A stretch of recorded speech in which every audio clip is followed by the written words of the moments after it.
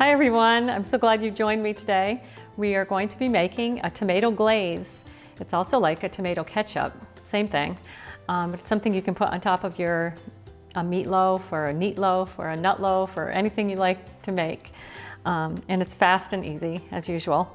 The only thing you have to do is soak your dried tomatoes for about 15 minutes before you start and drain those. Put those in your Vitamix with dates. Most tomato ketchups and things like that have corn syrup solids in them. Not good. So we use dates for sweetener. And I'm putting red pepper in here. My knife. Just gonna cut it a little so it's easier for the Vitamix to break it down. There we go. Put that in there with some lemon juice and some sesame seeds, some chia, some ground chia, and a little paprika,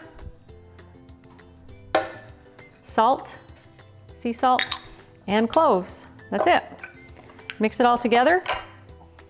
Really fast recipe. And you might have to add a little water as it's blending. Just have your water on standby, about a tablespoon or two of water.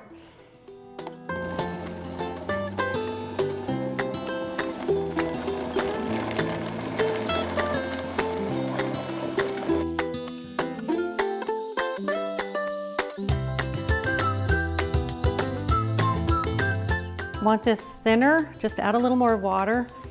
If you like it nice and thick like this, leave it as it is, however you like it.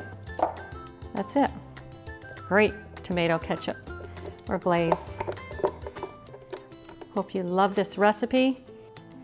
And for more videos like this one, check out our social media pages and our website, and be sure to subscribe to our YouTube channel.